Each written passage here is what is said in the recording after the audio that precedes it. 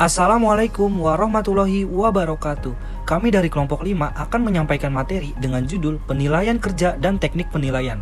Kelompok kami terdiri dari Fajar Rizal Rivaldi, Syafira Hanum, Reddiantari Saputra, Mutiara Salsabila, dan yang terakhir itu Ardiansyah. Langsung saja kita masuk materi yang pertama. Yang pertama yaitu pengertian. Menurut Matis dan Jackson 2017, penilaian kinerja adalah proses mengevaluasi seberapa baik karyawan dalam melakukan suatu pekerjaan yang dibandingkan dengan standar yang telah ditentukan. Penilaian kinerja menitikberatkan pada penilaian sebagai suatu proses pengukuran sejauh mana kerja dari orang atau sekelompok orang dapat bermanfaat untuk mencapai tujuan yang ada. Tujuan penilaian kerja dan teknik penilaian. Yang pertama, identifikasi keterampilan dan kekuatan pekerja, yaitu proses untuk mengenali kemampuan, pengetahuan, dan sifat positif yang dimiliki oleh seorang pekerja. Yang kedua, identifikasi potensi pengembangan karyawan. Hal ini penting untuk pengembangan karir, penempatan pekerjaan, dan peningkatan kinerja. Yang ketiga, memberikan informasi untuk pengembangan karyawan. Hal ini mencakup pelatihan dan pengembangan karyawan, identifikasi kebutuhan pelatihan, serta penggunaan berbagai jenis pelatihan.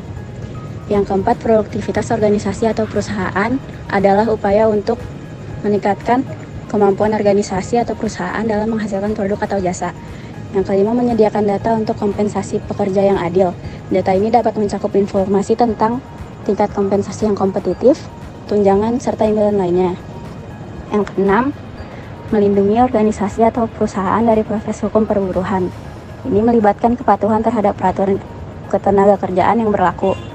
Selanjutnya ada komponen penilaian kerja. Yang pertama, kualitas kerja diukur dari anggapan atau penilaian karyawan terhadap kualitas pekerjaan yang dihasilkan serta kesempurnaan tugas dalam keterampilan dan kemampuan karyawan.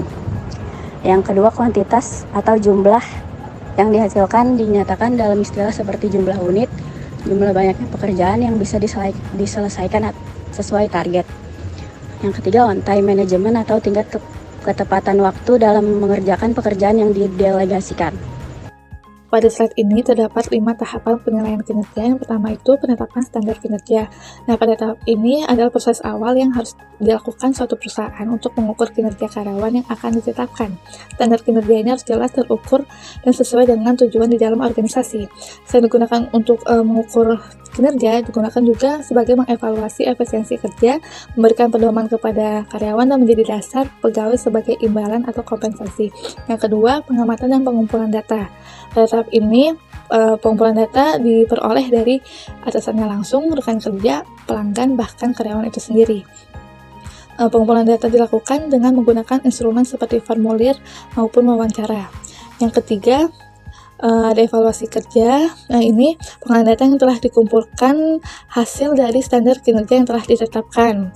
Lalu yang keempat ada umpan balik atau feedback, yang dimana tahap ini tuh untuk memberikan pemahaman kepada karyawan mengenai kinerja mereka serta memberikan rekomendasi atau saran dalam memperbaiki kinerja yang perlu ditingkatkan. Lalu yang terakhir, yang kelima, pengembangan rencana. Adalah mengidentifikasi tindakan yang perlu diambil oleh karyawan untuk meningkatkan kinerja mereka serta dukungan yang diperlukan dari organisasi untuk mencapai suatu tujuan. Nah, rencana tindakan ini mencakup pengembangan karir, pelatihan, atau pemberian insentif dan penghargaan sebagai bentuk motivasi. Faktor yang mempengaruhi penilaian kinerja. Yang pertama itu lingkungan eksternal, adalah kekuatan luar organisasi yang dapat menghambat pelaksanaan tugas di dalam organisasi. Penilaian faktor lingkungan eksternal dilihat dari kebijakan pemerintah, nilai dan budaya organisasi, serta perkembangan iptek. Yang kedua, motivasi organisasi, adalah strategi yang dimiliki organisasi dalam upaya memberikan semangat dan dorongan untuk bisa menghasilkan kinerja yang baik. Penilaian faktor motivasi organisasi dilihat dari insentif kerja, pengembangan karir, dan penghargaan kerja. Yang ketiga, kapasitas organisasi, adalah kekuatan yang dimiliki oleh organisasi dalam mewujudkan tujuannya. Penilaian faktor kapasitas organisasi dilihat dari SDM kerja, finansial kerja, dan strategi kerja. Teknik penilaian. Yang pertama itu ada traditional assessment. Tes-tes yang dilakukan dengan kertas dan pensil yang biasanya berupa benar atau salah, menjodohkan, atau pilihan ganda. Penilaian ini mudah dinilai tetapi hanya menguji penerapan terisolasi, fakta atau data yang dihafal pada keterampilan berpikir tingkat rendah. Yang kedua itu ada manajemen by objective, yaitu manajemen perusahaan yang dijalankan berdasarkan tujuan yang telah disepakati oleh manajer dan karyawan. Strategi yang satu ini memiliki berbagai keunggulan, salah satunya yaitu meningkatkan semangat dan motivasi karyawan. Yang ketiga itu ada 360 degree feedback. Metode penilaian kinerja dengan cara mengumpulkan informasi berupa umpan balik yang diperoleh dari berbagai pihak yang berinteraksi langsung dengan objek evaluasi. Yang keempat ada assessment center method. Sering digunakan dalam prosedur seleksi untuk menguji kesesuaian kandidat. Penilaian terdiri dari beberapa tes dan simulasi praktik yang dimaksudkan untuk menunjukkan apakah seseorang cocok untuk suatu posisi tertentu atau masih berkinerja maksimal. Yang kelima, terakhir, competency based human resource management. Suatu pola pendekatan dalam membangun suatu sistem manajemen sumber daya manusia yang handal dengan memanfaatkan kompetensi sebagai titik sentralnya. Studi kasus, Dinas Pendidikan dan Kebudayaan Kabupaten Siak yang diterapkan sudah berjalan dengan baik. Hal ini didukung dari hasil rekapitulasi tanggapan penelitian sebesar 37,7%. Fakta ini menjelaskan bahwa Dinas Pendidikan dan Kebudayaan Kabupaten Siak telah secara rutinitas melakukan penilaian kinerja bagi seluruh komponen dalam organisasinya untuk mengetahui tercapaian kinerja pegawai dan tujuan organisasi yang telah ditetapkan. Sebab dengan adanya penilaian kinerja yang dilakukan, akan membuat Dinas Pendidikan mampu menetapkan standar kerja yang harus dicapai dari setiap program kerja yang sudah disusun. Oke baik, yang terakhir selanjutnya yaitu adalah kesimpulan. Kesimpulan dari materi kelompok kami yang telah sampaikan adalah penilaian kinerja adalah hasil akhir dari kegiatan manajer atau atasan untuk mengevaluasi perilaku dan prestasi kerja karyawan serta menetapkan kebijakan selanjutnya.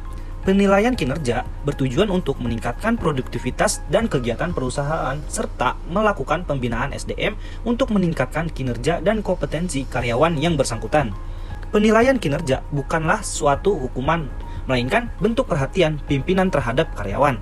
Penilaian kinerja sangat berperan penting bagi pegawai atau karyawan untuk mengukur kinerja masing-masing dalam mengembangkan dan meningkatkan kualitas kerja, sehingga dapat diambil tindakan yang efektif untuk peningkatan kinerja tersebut. Cukup sekian penyampaian materi dari kelompok kami, kurang lebihnya mohon maaf. Wassalamualaikum warahmatullahi wabarakatuh.